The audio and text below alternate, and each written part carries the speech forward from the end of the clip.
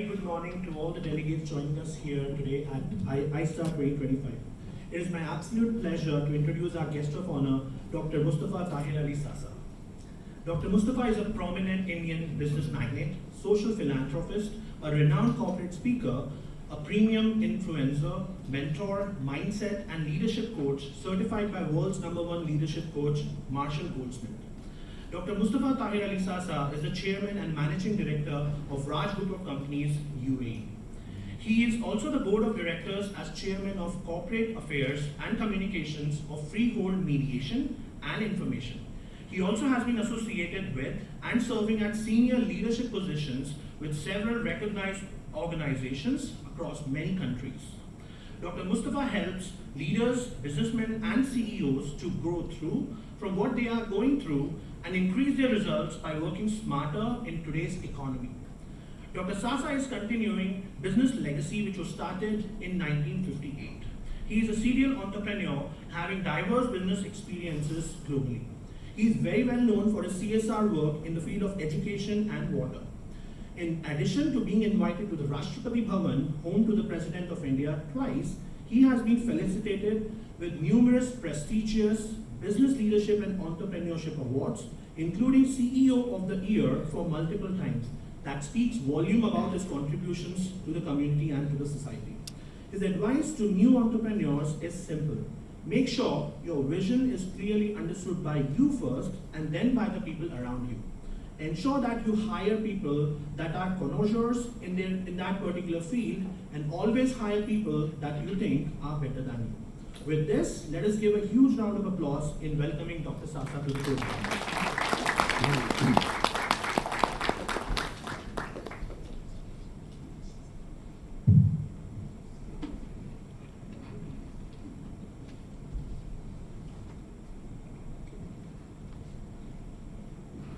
Bismillahirrahmanirrahim. Professor Suri Banerjee, esteemed faculties on the dais, our very dear Mr. Ali Abdullah, and dignitaries of the dais, students, researchers, and dear guests. It is indeed my privilege and honor to address this very august gathering today. Research is from the beginning of the mankind, this research is going on. And I was just talking to Dr. Suri about the number of students, that out of 2,000 students in the campus, about 140 are involved in some sort of research, advanced research. So that's a big round of applause to all the researchers present over here. See, there are always few leaders and rest followers. Your research will inspire many others to take it forward. The word discovery and research, it says that it's there, but you need efforts to find it. When you say discover, you just uncover something. It's called discover. So it's there, you need to uncover it. And in research, the search is on and you amplify it. In the current world, the advanced research in every field is very imperative, because what has been achieved in last 50,000 years has been achieved in last 20 years. So that is the result of the research the students, the professors, the institutions have taken upon.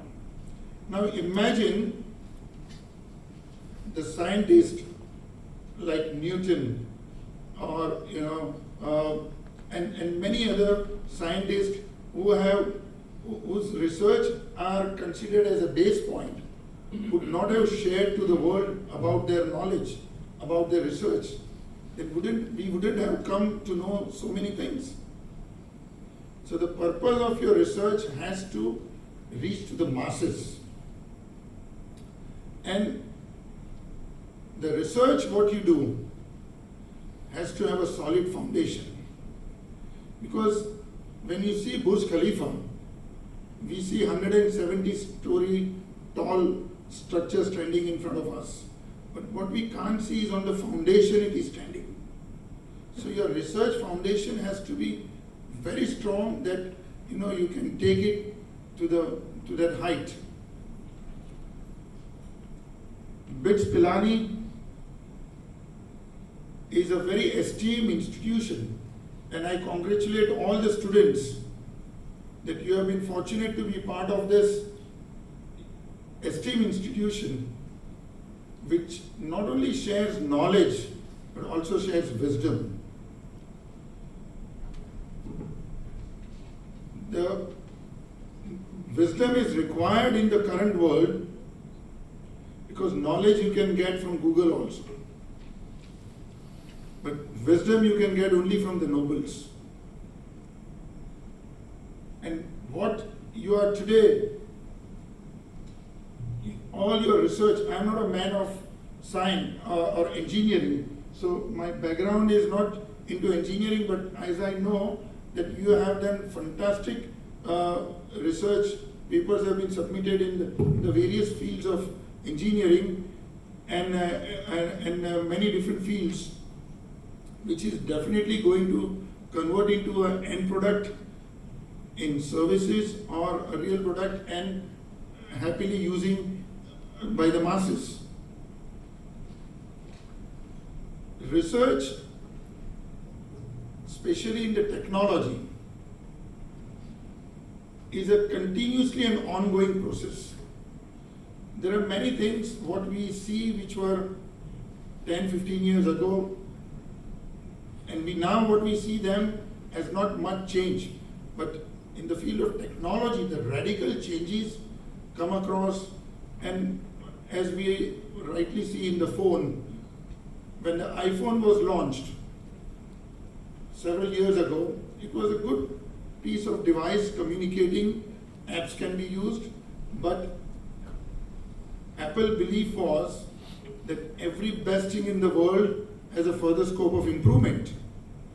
That's where the research starts.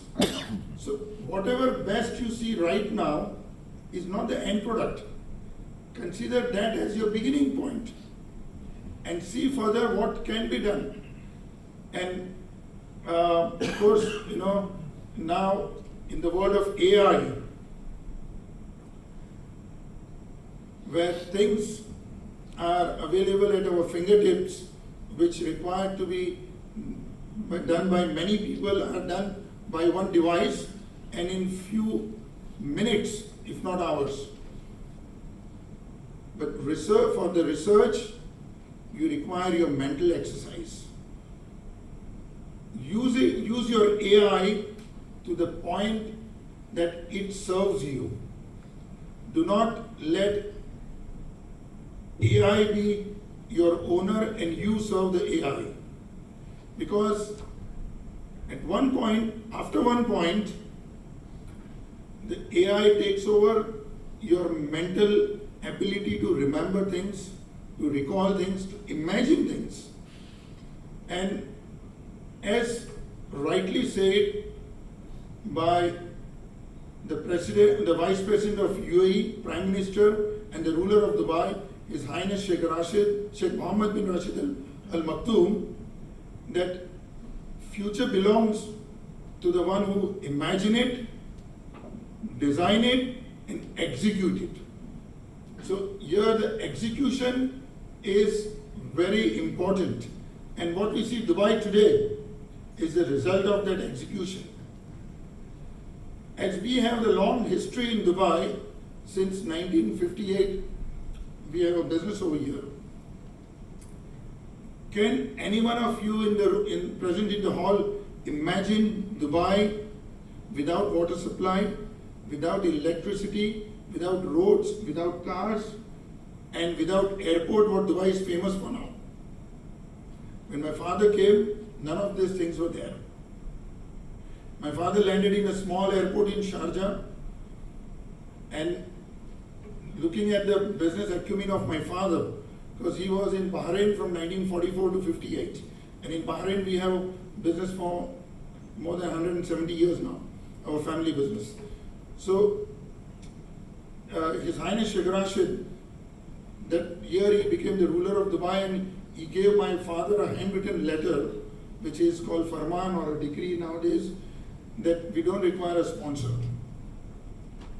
The ruler of Sharjah that time gave my father a huge piece of land to build a house. But what I asked, many a times I used to ask my father, what made you stay here without basic civil amenities for first initial few years? And if you compare, as we are originally from India, 1958, India was much advanced than this region. We had our airline, train, car, road, air condition, electricity, phones, everything. And also Bahrain. Bahrain was much developed city. So my father came here. So he used to tell me that we had a vision, this place will grow. As a child, I could not understand what he resonated with what he's saying. But when I did my PhD in leadership, I wrote in my thesis, vision is seeing the invisible. See, the research what you are doing right now, you are foreseeing the invisible and then creating that hypothesis and working towards it. Now the beauty of Dubai was that the vision was of His Highness Sheikh Rashid at that time. But the beauty was that every person living in Dubai were aligned with that vision. So alignment is very important. And I will narrate one small incident, one small story which has really impacted me during my studies of my PhD, because when I was studying PhD, I studied all the great leaders of the world because my research was on leadership. So a couple of incidents which has really touched me, one of which I will share with you. As everyone knows that USSR was the first country to send man in space. So it became a credibility issue for the US. So they came out with a program of mission on moon, Apollo 13. And once when JFK, when he initiated this program, he visited NASA in his periodic visit. So he saw one person cleaning the floor. So JFK directly asked him, so what are you doing here? A normal person answer could be, I'm mopping the floor, I'm cleaning the floor, or I'm sweeping the floor. This could be the normal answer. But the answer of that person was such that it can be written in golden words in stone. He said, sir, I'm helping sending man on moon. So alignment of the vision right from the chief scientist to the janitor was such that they were so focused. So in research, one of the imperative is focus. So you will, and once you are determined to do it, then simply go ahead. As we know that Edison, he took 1,000 attempts to make a bulb. Our Asian subcontinent does not have that characteristics or that nature of repetitive failures. So even if in our house any young student or somebody, if fails twice or thrice, will say, just leave it, this is not for you. Now imagine if Edison would have born in those areas, the world would still be dark. So your research should go on. Maybe there will be some hurdles, there will be some failures. So deviations are okay, but you should go ahead once you are aligned with it. And more importantly, as Mahatma Gandhi has said in his book, your speed is irrelevant if your direction is wrong. So your direction is very important. then speed. If you know your direction right, then sooner or later you will reach that place. And be like a Google map. If you put your destination and follow the map, in May you will miss one turn. So Google does not say go back home. It will find you another route. Maybe a little longer, or maybe little combustion in traffic, but it will take you to that destination with another route. So in your research, find out the ways where you can reach shortest and easiest, but more imperative, thorough to your destination. And I was very glad that you have research papers from many countries, and the deliberations of these 2 days, and I am sure all the connoisseurs of the subject are here as a speaker and as a panel, so the deliberations will throw light on many other subjects and many other areas where students and in totality everybody will benefit from this. Once again, I thank Pilani for organizing this wonderful iSTAR for 2 days, and many thanks for making me part of it. Whenever I visit any college or university, I become nostalgic and remember my days of attending this, and because this is the best time of the life. But more imperative on this is that once you are done with this and you go in your real world as you are completing your academic world and going in your professional world, mind you, they are not same, and you will find a lot of disconnects. But as you have your foundation strong, you will not deviate with the small failures, or you will not slow down with that. In research, always adjust your sails according to the wind. And with that, it will help you to achieve your results faster.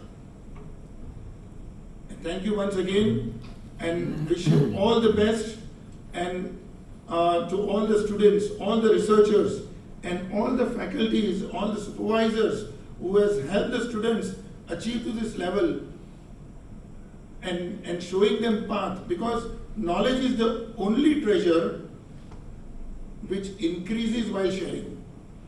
So this, you are sitting on a huge treasure bank of faculties and students, which will really have wonderful deliberations in these 2 days. Thank you very much, and wish you all the best. Thank you.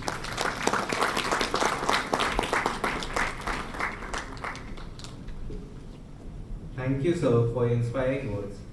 I now